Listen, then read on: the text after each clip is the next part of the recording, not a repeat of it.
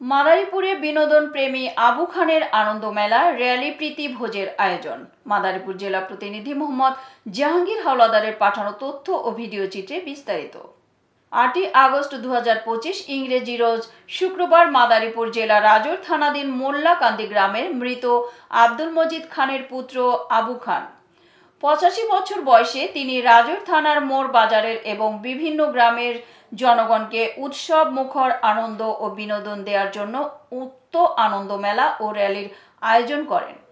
বিভিন্ন এলাকার প্রত্যক্ষদর্শীরা বলেন, আবু খান মাঝে মধ্যেই এলাকার লোকজনকে আনন্দ উল্লাসে মুখর রাখার জন্য নানা ধরনের সাজসজ্জায় সজ্জিত হয়ে থাকেন এবং নিজ অর্থায়নে খিচুড়ি রান্নার আয়োজন করে এলাকার লোকজনকে খাওয়ান।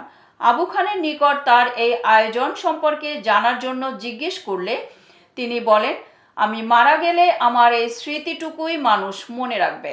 আমি হয়তো বেঁচে থাকবো না, তবে আমার স্মৃতি মানুষের মাঝে অমর হয়ে থাকবে। এতক্ষণ সঙ্গে থাকার জন্য ধন্যবাদ। i1 টিভির নিয়মিত আপডেট পেতে ভিজিট করুন আমাদের ওয়েবসাইট, ফেসবুক, ইনস্টাগ্রাম ও ইউটিউব চ্যানেলে।